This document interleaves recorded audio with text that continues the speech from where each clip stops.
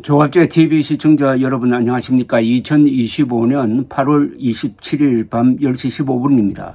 방금 한덕수 전 국무총리에 대한 구속영장이 법원에서 기각되었습니다. 정재욱 서울중앙지법 영장전담 부장판사는 오늘 내란 우두머리 방조 등의 혐의를 받는 한 전 총리의 구속심사를 연 뒤 오후 9시 57분쯤 중요한 사실관계 및 피의자의 일련의 행적에 대한 법적 평가와 관련하여 다툴 여지가 있다면서 영장 청구를 기각했습니다.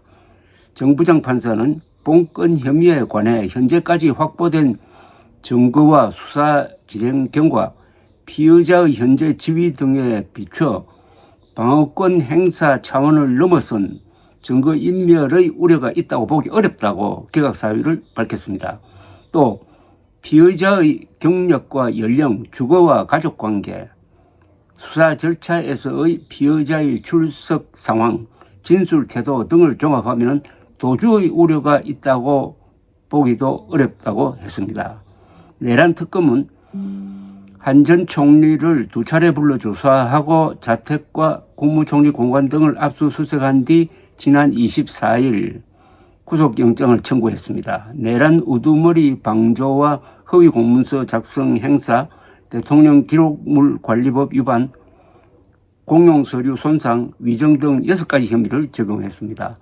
54쪽 분량의 영장 청구서에는 범죄의 중대성과 재범 위험성, 증거인멸, 도주 우려 등 구속 사유가 필요한 내용을 담았습니다. 구속심사는 오늘 오후 1시 30분부터 오후 4시 55분까지 진행되었습니다. 영장 기각의 사유가 상당히 명확합니다. 증거인멸의 가능성이 없다. 그리고 도주 우려도 없다. 이렇게 보았습니다. 그러면 영장 재청구를 해도 기각될 가능성이 있다고 보여집니다. 한덕수 전 총리는 윤석열 당시 대통령 탄핵 심판정에 나와서는 국무회의의 의결 절차가 하자가 있었다. 적법한 국무회의라고 볼 수 없다는 취지의 이야기를 해가지고 윤석열 전 대통령이 파면되는데 상당히 역할을 했습니다. 그리고 한덕수 전 총리는 계엄의 날 국회가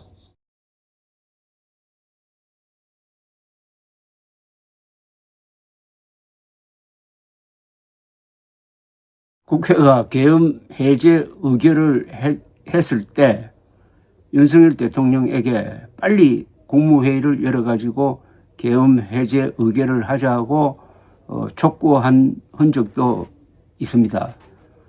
다만 헌법재판소의 심리에 나와서 증언한 내용과 CCTV로 확인한 내용이 차이가 있다. 그래서 한덕수 전 총리에게 불법한 계엄을 합리화시켜 주기 위해서 국무회의를 소집하고 관련 서류를 조작했다 하는 이런 혐의를 걸었는데 영장 담당 판사는 그것만으로는 구속을 해야 할 이유로 충분하지 않다. 여러 가지 경력이라든지 수사에 협조한 점이라든지 나이나 이런 걸 봐서 증거인멸 및 도주의 염려는 없다고 해서 영장 청구를 기각한 것입니다. 감사합니다.